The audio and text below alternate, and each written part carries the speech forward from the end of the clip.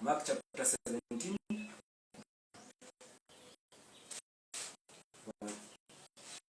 Mark chapter 10, verse 17 to 22. And when he was born into the way, there came one running and kneeled to him, and asked him, Good master, what shall I do that I may inherit eternal life? And Jesus said unto him, Why callest thou me good? There is none good but one, that is God. Thou knowest the commandments: do not commit adultery, do not kill, do not steal, do not cheat, bear false witnesses, defraud not, honor thy father and mother. And he answered and said unto him, Master, all these have I observed from my youth. Then Jesus behold him, Rabbi, and said unto him, One thing thou lackest: go thy way, sell whatsoever thou hast, and give to the poor, and thou shalt have treasure in heaven, and come take up the head from him. And he was at that same, and went away grieved, for he had great possessions. May God add his blessing to his read the word. Now,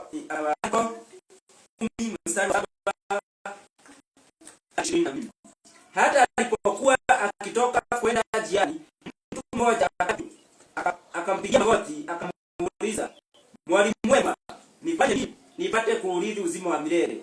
Yesu akamwambia, Kwa nini kuniita mwema? Hakuna aliye mwema ila mmoja, ndiye Mungu. Wazijua amri: usiue, usizini, usiibe, usishuhudie uongo, usidanganye, waheshimu baba yako na mama yako. Akamwambia, Mwalimu, haya yote nimeyashika tangu utotoni wangu. Yesu akamkazia macho, akampenda, akamwambia, umekukiwa na neno moja. Enenda ukauze ulivyo navyo vyote, uwape maskini, nawe utakuwa na hazina mbinguni. Kisha njoo unifuate.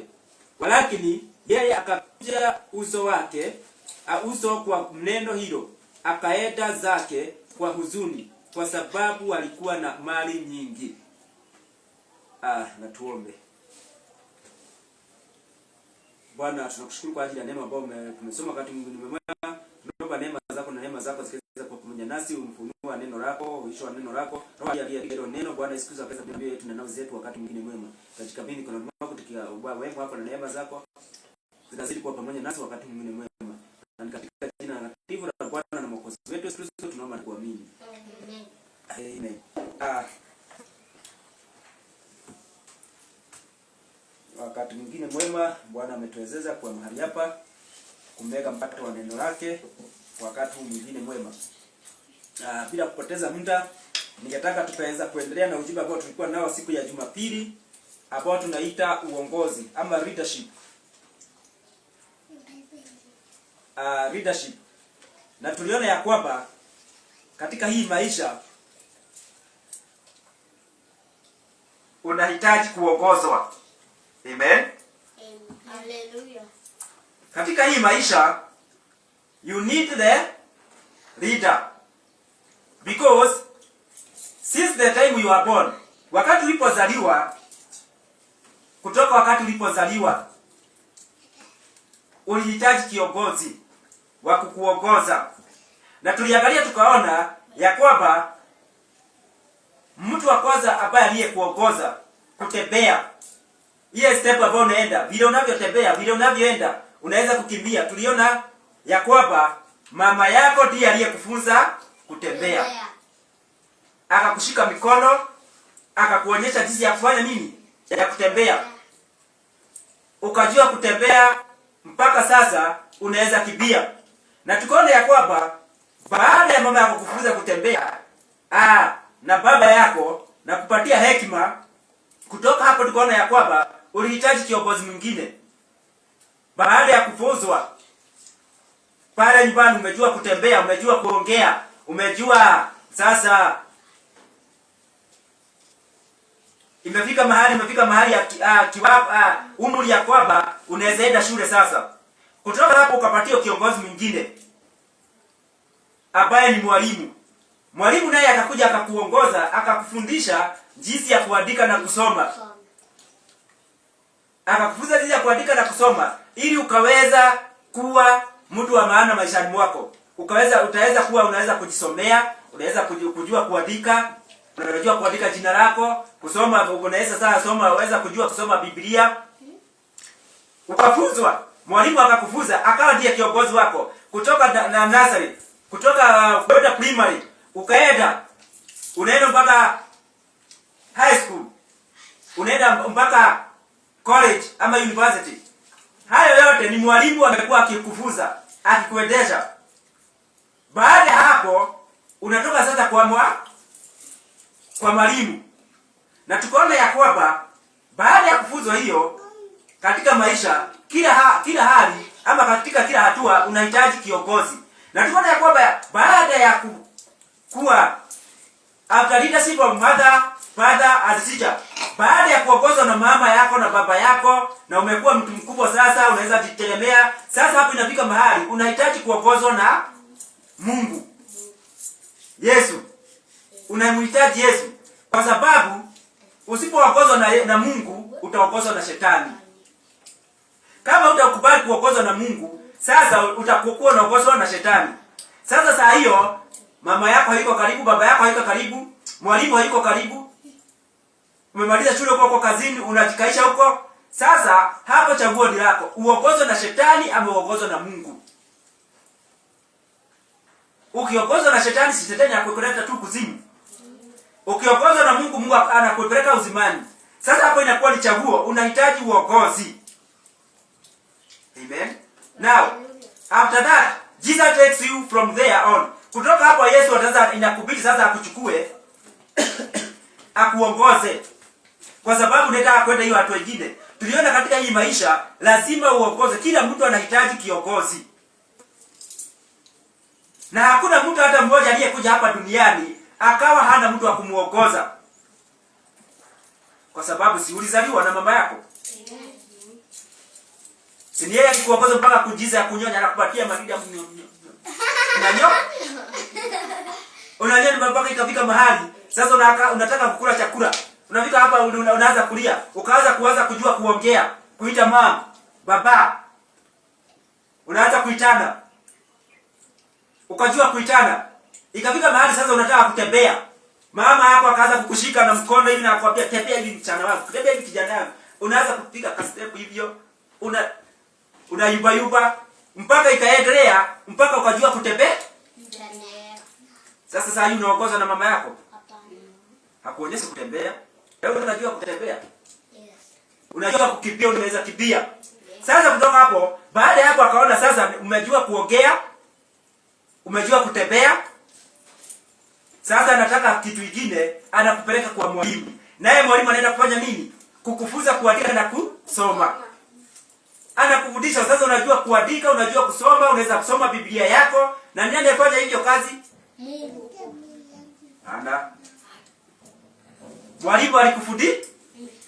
Mwalimu alikufundisha kusoma na kuandika. Ukaweza kujua. Unaweza soma Biblia yako. Kutoka hapo mwalimu, baada ya mwalimu kuongoza, kutoka nasa ya kuendelea. Kutoka hapo ukatoka ukamaliza ukafunzwa katika maisha yako, ama ukamaliza university ama college ama barabika. Sasa ikafika sasa ni wewe na maisha yako. Umeondoka mikononi mwa wazazi. Siku ile mzazi alikuwa anakuambia, anakuuliza kama umeamka uko njaa utakula chakula. Anakuninivyo, inafika mahali hana shughuli na wewe. Ukule ukose kukula shida yako. Upike ukose kupika shida yako.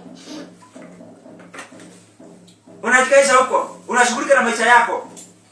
Sasa hapo inafika sasa unataka kuongozi wa Mungu. Na hapo ndipo wengi huwa wanapotelea. Wanakosa kuongozwa na Mungu, wanaongozwa na shetani. Wakifuata shetani anawapeleka babaya. Lakini sisi tunataka kuongozwa na Yesu. Kama vile maandiko tumeyosema, huyu kijana ambaye alikuwa tajiri. Unasikia venye Yesu alimuuliza. Kwa sababu huyu kijana ni tajiri. Amekuwa amefundishwa na wazazi wake, amelelewa kanisani, amefundishwa mazuri na mabaya, ameambiwa yale yote atakayofanya. Amekuwa kienda kanisa kila Jumapili, kila ushirika, amekuwa mtu wa kanisa, anatii wazazi wake. Kwa sababu Yesu alimuuliza, Yesu akamuuliza, akamwambia, kwa nini kuniita mwema? Hakuna aliye mwema ila mmoja, ndiye Mungu. Wazijua amri. Hiyo ni Yesu anamuuliza, unazijua amri? Usiue, usizini, usiibe, usishuhudie uongo, usidanganye, waheshimu baba yako na mama yako. Akaulizwa hivyo. Je, unazijua hivyo? Akamwambia, mwalimu, hayo yote nimeyashika tangu utotoni wangu. Yaani kutoka akiwa mtoto hajaitanganya, hajaiba, hajaitanganya, hajaiba, hajaishuhudia uongo, hajai uwa, hajaizini. Yaani amekuwa mtoto mzuri kutoka akiwa mtoto mdogo, hajaitakanya. Ati nani alikula hii sukari? Nani alikula sukari hapa? Na saa hiyo mimi unasema, mimi sijui, sio mimi. Hajaifanya hivyo.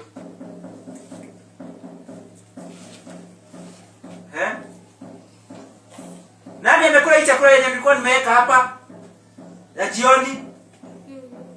Sijui, sio mimi. Na saa hiyo ni wewe ulienda ukakula chambu, ukachukua chambu ndo ukakula. Alafu natakaja, sio mimi. Sasa huyu mtoto hakuwa itakanya. Amelelewa na watoto wake na wazazi wake kutoka akiwa mtoto. Mpaka Yesu akafurahishwa na yeye. Amelelewa kanisani. Kwa sababu tunaona haya mambo hawezi kuwa unaweza kufanya hiyo mambo kama hujalelewa kanisani. Yeye amelelewa kanisani, wazazi wake ni wazuri, wamekuwa wakimpeleka kanisani, wamekuwa kaenda kanisani, wamekuwa akifuzwa. Na haya yote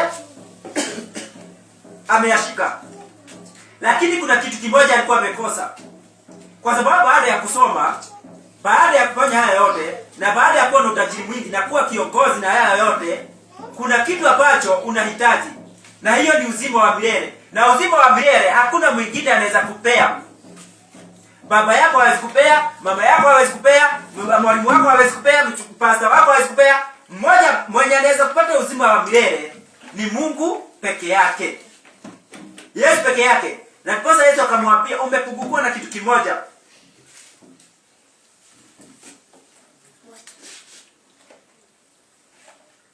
Yesu akamkazia macho, akampenda mpaka Yesu akampenda.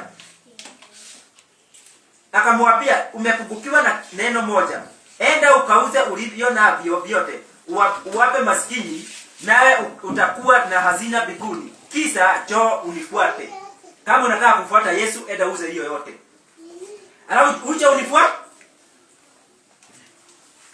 unifuate. Walakini yeye akakuja uso kwa neno hilo, akaenda zake kwa huzuni kwa sababu alikuwa na mali nyingi. Kwa hivyo alikuwa tajiri. Akaona hii mali yangu yote niuze ati nifuate Yesu. Akakasirika. Na alikuwa anataka uzima wa milele.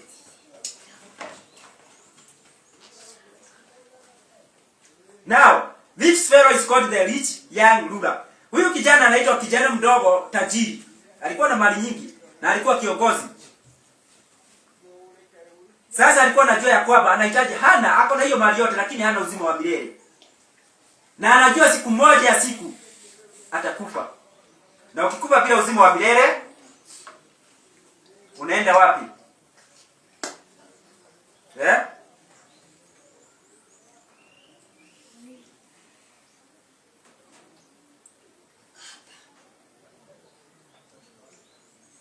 Ukikufa bila uzima wa milele, wewe na shetani pamoja. Sasa alikuwa anajua amepokosa kitu kimoja, uzima wa milele. Mali yote amepata lakini uzima wa milele hana. Remember, you are going to die someday, or either be translated into the heaven. Unajua ya kwamba siku moja utakufa, ama uondolewe hapa kwenda mbinguni. Na yeye alikuwa anajua hana uzima wa milele. Hayo yote alikuwa amefanya. Wewe alikuwa amelelewa kanisani, amefundishwa vizuri, ni mtoto mzuri. Lakini hayo yote hayakumpa uzima wa milele. Mwenye angempa uzima wa milele ni Yesu peke yake. Now, religion does not give us eternal life. Sasa Kuwa wa dini haikupatii uzima wa milele. Religious is a covering, but it does not give us eternal life. Kuwa wa kanisa, hiyo inakuwa ni kifuniko. Inakuwa ni kitu ya kufunika, lakini sio kitu ya kupatia uzima wa milele. Mwenye anapeana uzima wa milele ni nani? Ni Yesu. Unaweza kuwa wa kanisa, lakini ulikataa kufuata Yesu. Ulimkataa Yesu. Wewe tu ni wa kanisa, mtu wa kanisa, lakini ulikatana na Yesu.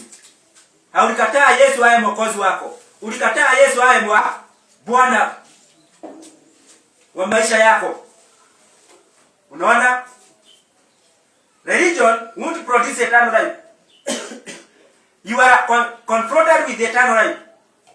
Everybody that gets eternal life has got to come to Jesus Christ. Unaona? Kama kila mtu ambaye anataka uzima wa milele lazima aje kwa Yesu. Kumbuka hapa siongei kuhusu kanisa.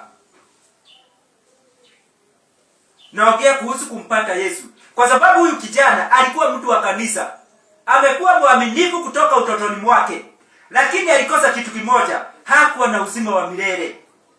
Ikawa hayo yote, amekuwa akitimiza amri zote, lakini ndani ya nafsi yake alikuwa anajua kuna kitu amekosa, ambayo ni uzima wa milele. Amekosa hicho.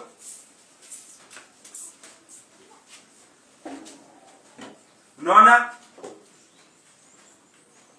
Everybody that gets eternal life, kila mmoja ambaye anataka uzima wa milele, anapata uzima wa milele, has got to come to Jesus Christ. Lazima aje kwa Yesu Kristo. He is the only one who can give that part. Kwa sababu ni yeye pekee anaweza patiana hiyo nafasi ya uzima wa milele. Hakuna mwingine hapa duniani. Hakuna yeyote ambaye anaweza kupatia uzima wa milele. Yesu pekee yake. Na ndipo alisema, I am the way, the truth and life. Mimi ndiye njia, ukweli na uzima. Kama unataka uzima wa milele, Yesu peke yake. Hapo tuponyakuwa tofauti ya kuwa mtu wa kanisa na mtu ambaye amepokea Kristo. Unahitaji kumpokea Kristo kwa maisha yako. Unaona? Now you can learn the message that we are trying to teach. But still that won't give you eternal life. Unaweza soma ujumbe, ujifunze ujumbe ambao tunayojaribu kufundisha. Umesoma ujumbe, unajua ujumbe, lakini hiyo haitakupatia uzima wa milele. Kujua ujumbe sio kuwa na uzima wa milele. You have got to accept the person Jesus Christ. Kenye unahitaji ni umpokee huyo mtu ambaye ni Yesu Kristo. Maana unaweza kuwa unajua ujumbe, umeukariri, unaujua vizuri, lakini hauna uzima wa milele. Sio tu kujua ujumbe, bali unahitaji uzima wa milele. The person. Na ndipo nakwambia kwamba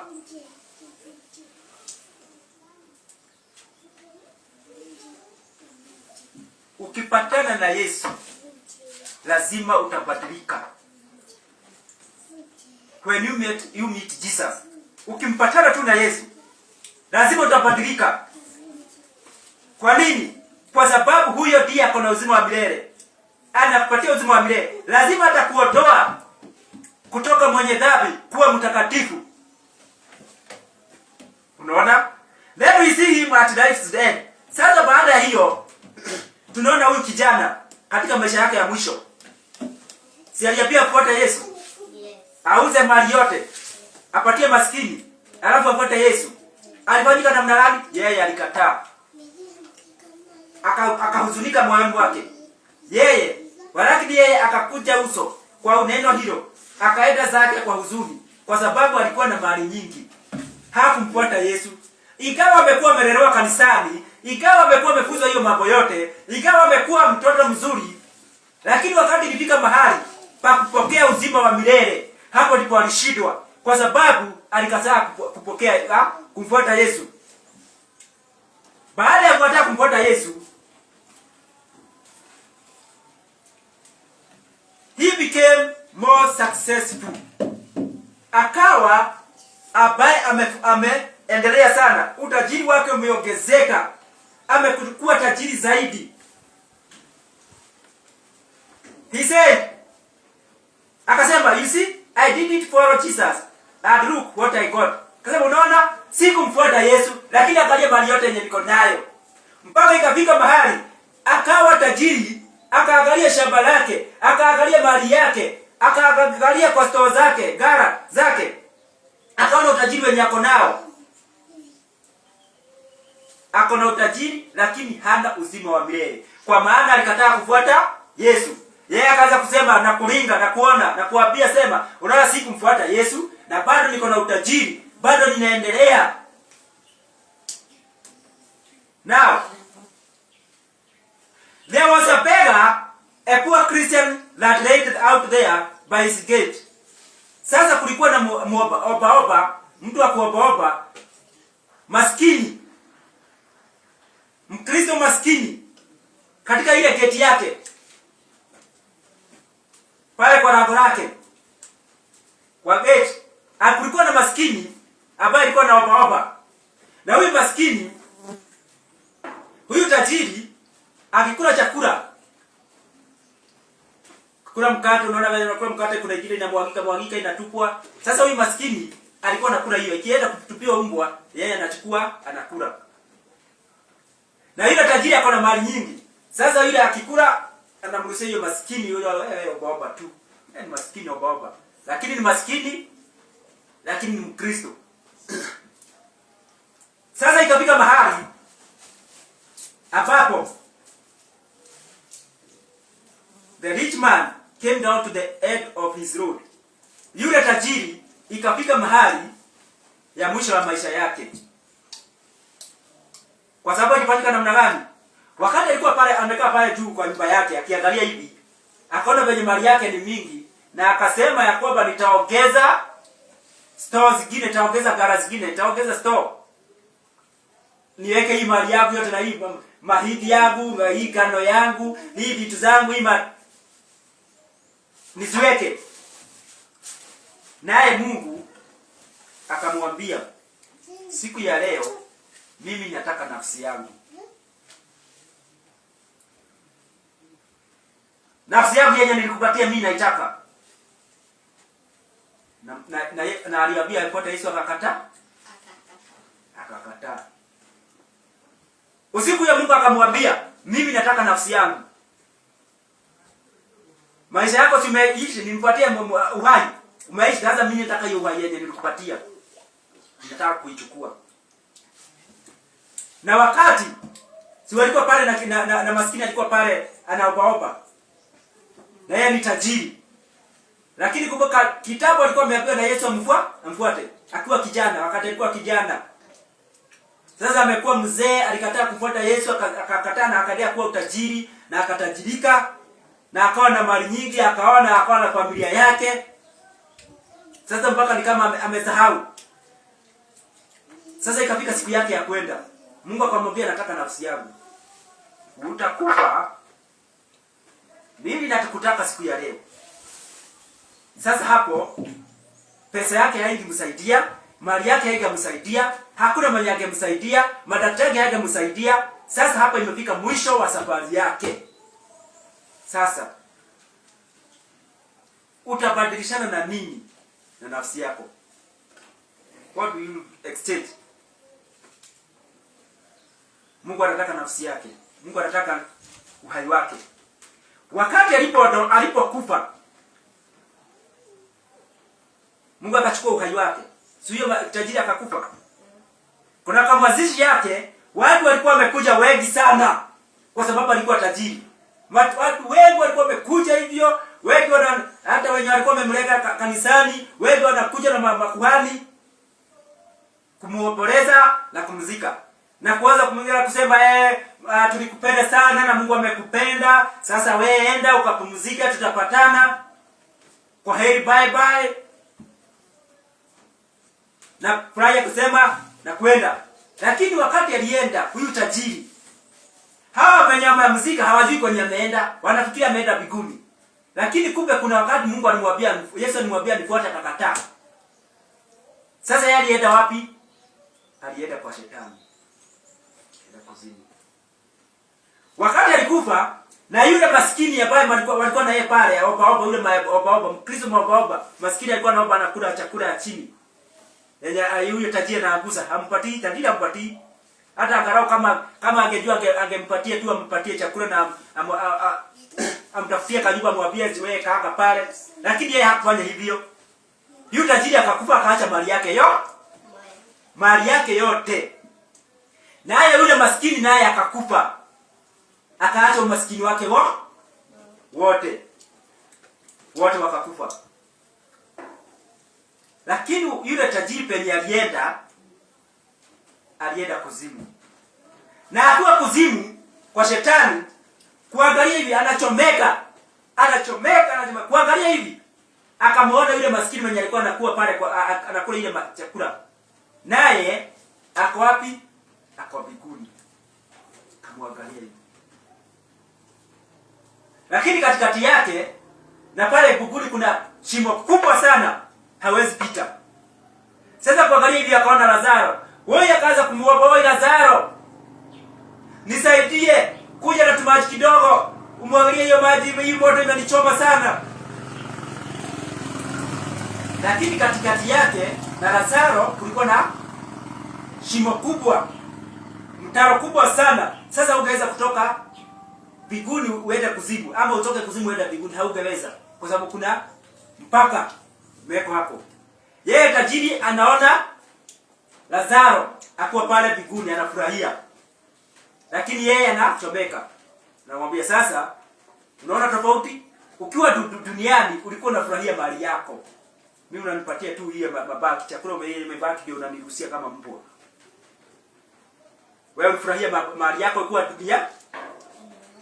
duniani. Akajaribu kumuomba Lazaro, kuja atrao nikukulie tu maji kidogo, niache kuchomeka. Yeye anachomeka. Sikia uchuku, lakini Lazaro amefurahia pale mbinguni kwa Mungu. Akaanza kuomba na Mungu, Abraham na wale wengine, msaidieni. Anaomba Mungu nisaidie, nifufue tu nirudi kule duniani. Nikirudi niende niambie ndugu zangu. Unaona, mtu akikufa huwa anakumbuka kwenye alitoka. Kama unaenda kuzimu unajua, hai, kama ningeweza kufufuka niambie watu waache kutanya tabia mbaya, waokoke, wajue kuna watu kwenye wanaenda kwa shetani. Sasa aliomba Mungu, anamwambia nifufue tu, nisaidie tu nifufuke. Nikifufuka nitakuwa mtu mzuri, nitakufuata sasa wewe Yesu. Kwa sababu alikuwa anakumbuka Yesu alimwambia nifuate. Lakini yeye akakataa. Yesu alimwambia uza mali yako yote uje unifuate. Yeye alikataa. Sasa anakumbuka kwamba aliambiwa, nisaidie nitoke tu hapa kuzimu niende duniani, niende niwaambie watu na ndugu zangu na brother zangu na sister yangu wasifanye yenye nilikuwa ninafanya, wasifuate njia yenye nilifuata, waokoke wamfuate Yesu. Kamwambia namna gani? Haiwezi kurudi huko tena. Sababu kwa nini? Hata labda mwili wako umezikwa. Sasa utarudi kukaa wapi na mwili wako umezikwa huko mchangani? Basi Mungu sasa apia mtu mwatuma malaika aende ahubirie watu, apia waokoke kuna kwa shetani. Watu waokoke wasikuje kwenye nimekuja. Namwambia hapana. Hata kukitoka malaika hapa mbinguni, waende wahubirie watu, hawatasikia.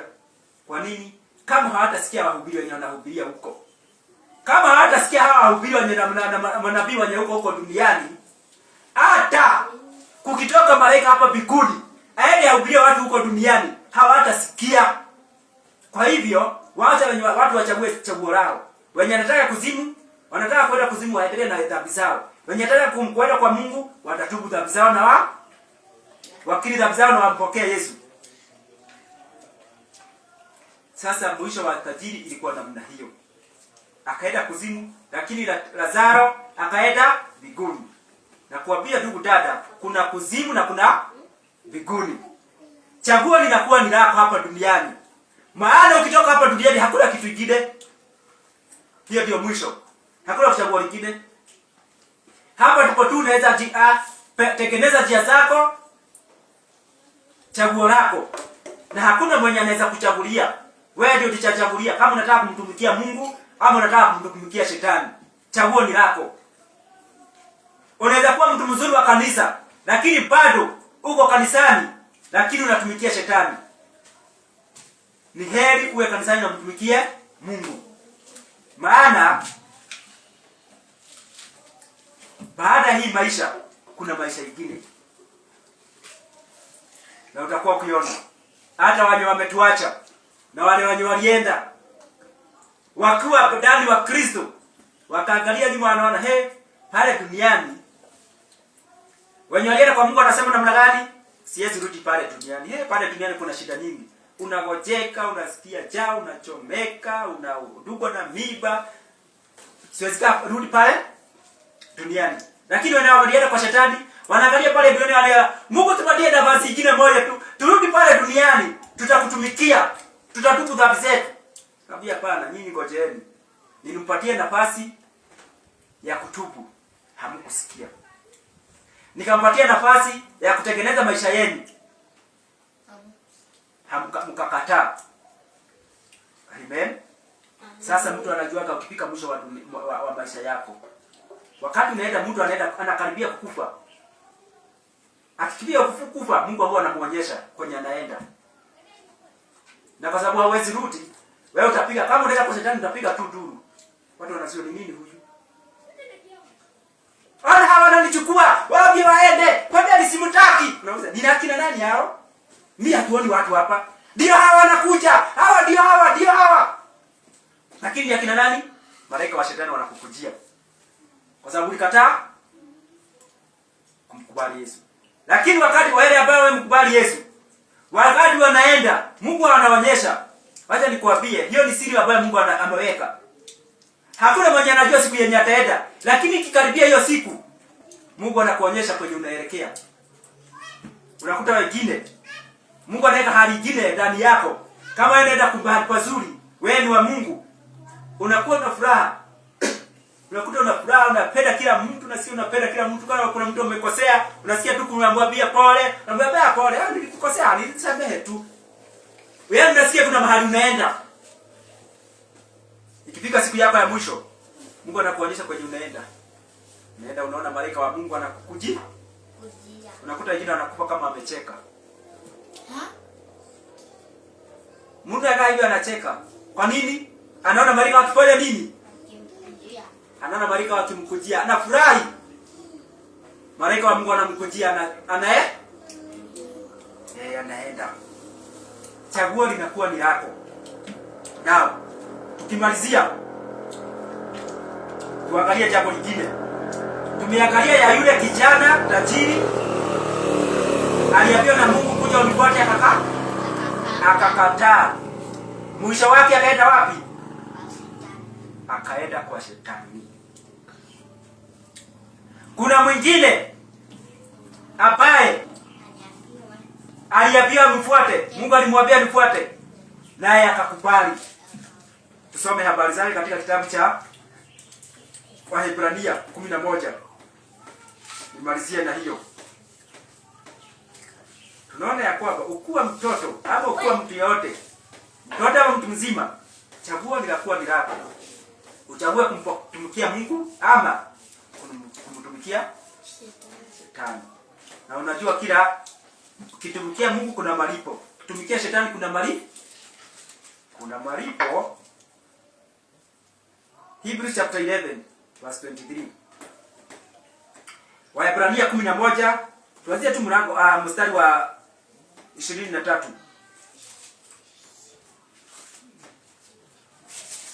Waebrania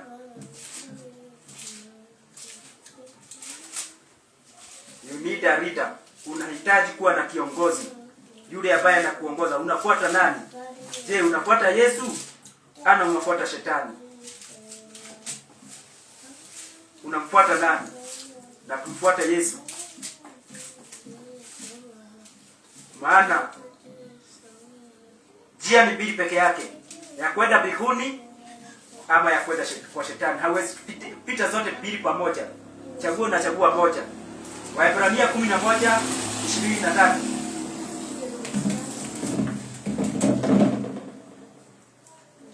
Kasoma.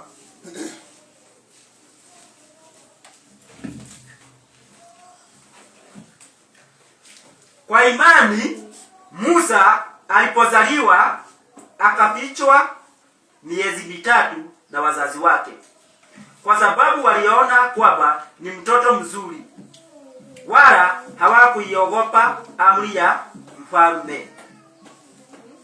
Je, wazazi wako wanaona wewe ni mtoto mzuri? Wazazi wa Musa waliona Musa ni mtoto mzuri.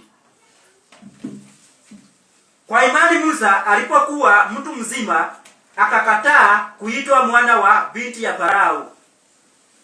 Akaona ni afadhali kupata mateso pamoja na watu wa Mungu kuliko kujifurahisha katika dhambi kwa kitambo.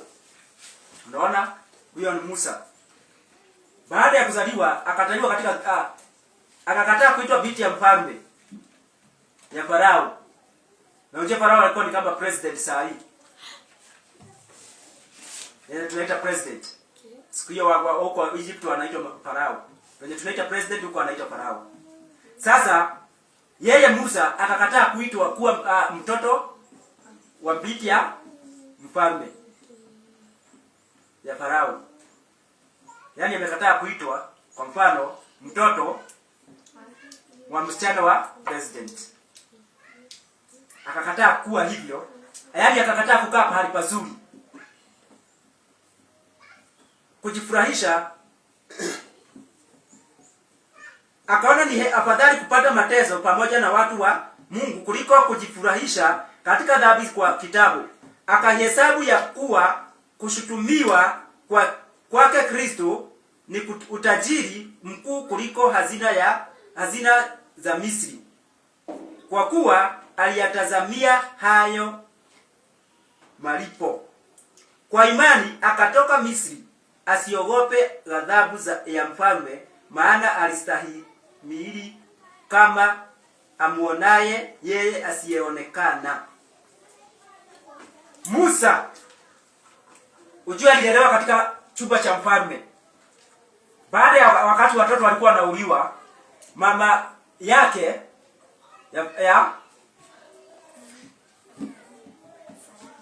ya Musa, mama ya Musa na baba yake wakaona huyu mtoto ni mzuri, hatutakubali achukuliwe auliwe. Mama yake akaenda akamficha, akatengeneza kikapu vizuri, akamweka hapo akiwa katoto kadogo miezi 3. Akamweka hapo, akamweka kando ya mto mahali, akamficha. Alafu akamwambia sister yake ambaye alikuwa anaitwa Miriam. Miriam alikuwa msichana mkubwa. Sasa akamwambia sister yake, uende uangalie ndugu yako. Wewe unamwangalia asikuliwe na vitu vibaya, basi biwe. Ukae karibu na yeye, wewe unamwangalia. Kwa sababu watoto wanauliwa. Na sitaki ndugu yako auliwe, ni mtoto mzuri. Wakati alipelekwa pale, naye binti ya mfalme, hiyo msichana wa hiyo president, alikuwa anakuja kuoga pale mtoni. Alikuwa anakuja kuogelea pale. Naye Miriam alikuwa amejificha tu pale, amekaa kwa kichaka, anaangalia tu mtoto wao alikuwa amekaa pale kama kuna mtu anamchukua. Hiyo msichana wa mfalme akakuja. Akienda kuogelea hivyo, alikuwa na wasichana wengine wafanya kazi. Wale wasichana wakikuwa pale wakaona mtoto. Akalia yule mtoto, msichana wa mfalme. Pale tumeona katoto kakijana. Katoto kadogo, kazuri, kasupu, kasmart. Katoto kazuri. Akamwambia, "Wewe ndeni kumkarete." Wasichana wakamletea. Akamwambia, akaona ni kazuri sana.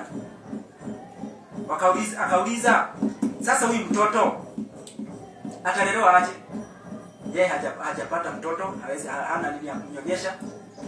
Na ni katoto kadogo. Na kanalia. Sasa wakati walikuwa wanauliza aina hivyo, wanasema tutatafuta watu tuajiri mama akuwe anamlea huyu mtoto. Naye Miriam alikuwa amejificha pale kwa kichaka, akasikia wenye wanaulizana. Yeye akakuja akamwambia, "Oh, habari yenu mimi ninajua kuna mama anaweza lea huyo mtoto, akulelea mtoto huyo mzuri." Anaweza lea aje? Kwa sababu alikuwa na mtoto. Kitabu alikuwa na mtoto, sasa yeye anaweza kulelea mtoto vizuri. Yeye Miriam hakusema ati ni mama yake. Alikuwa mwerevu kwa sababu alikuwa anajua akisema ni mama yake atauliwa. Namwambia kuna mama nitaenda kutafutia, atakuja kulelea huyo mtoto.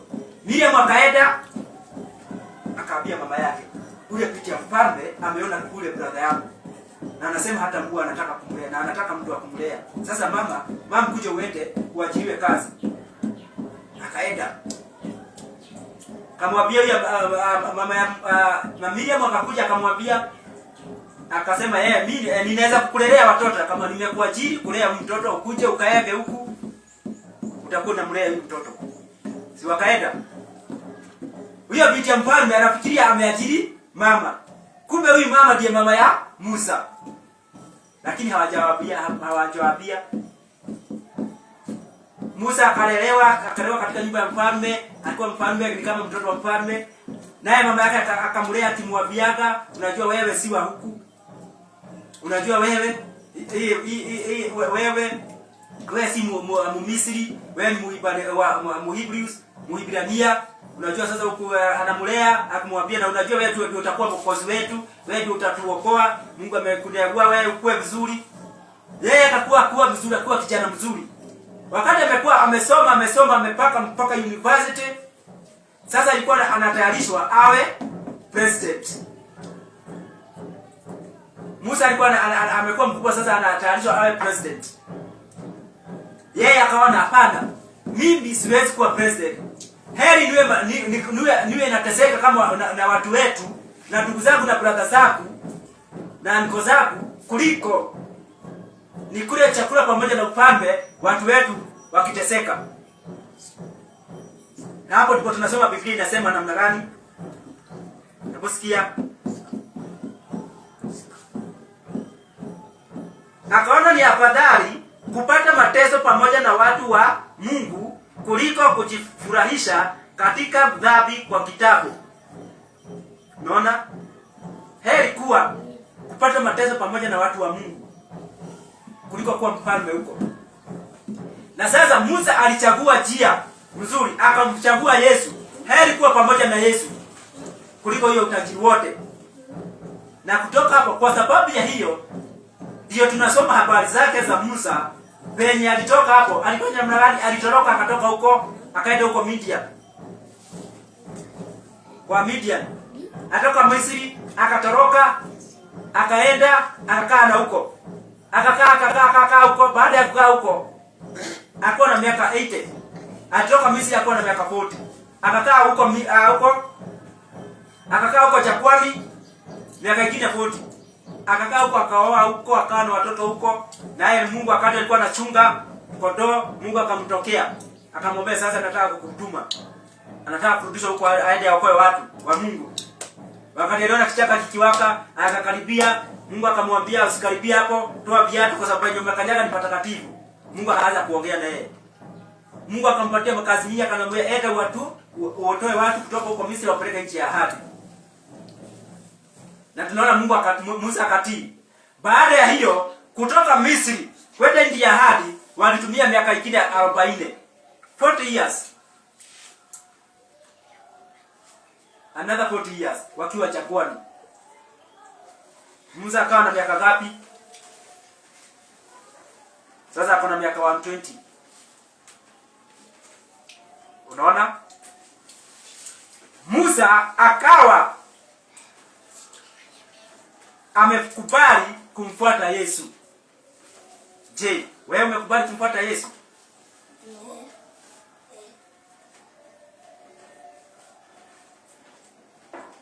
Kwa hiyo kuna wenye hajakubali kumfuata Yesu.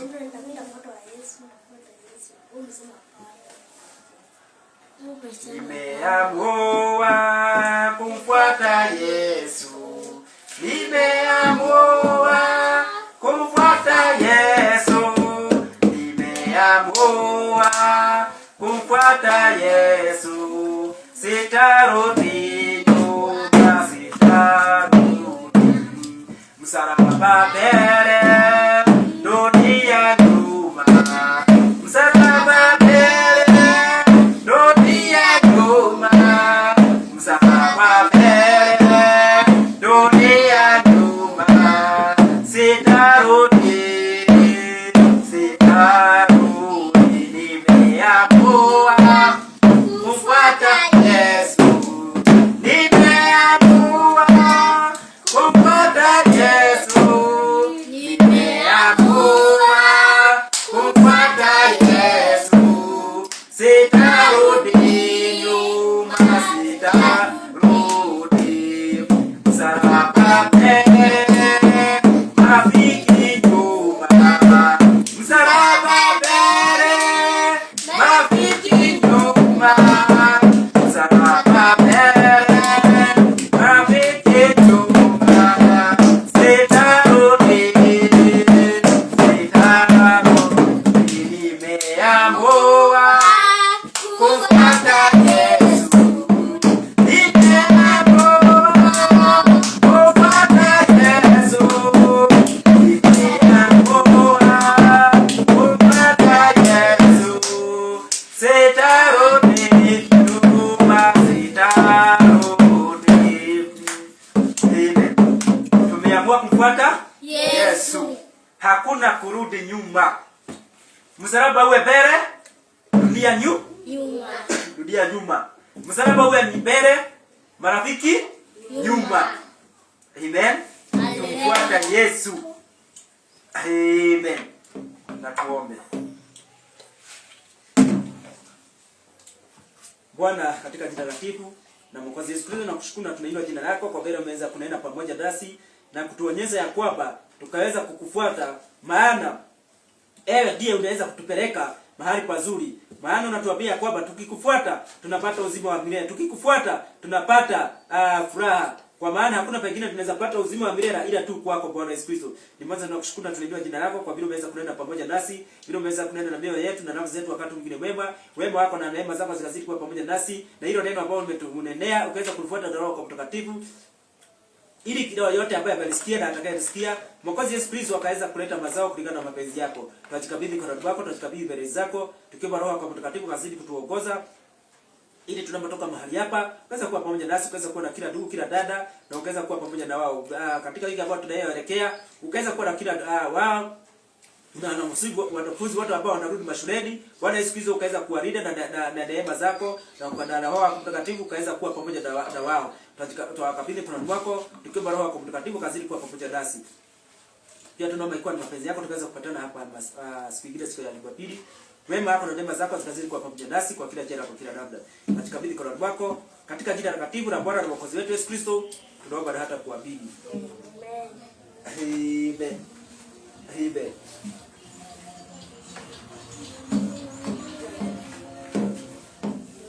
Eneza habari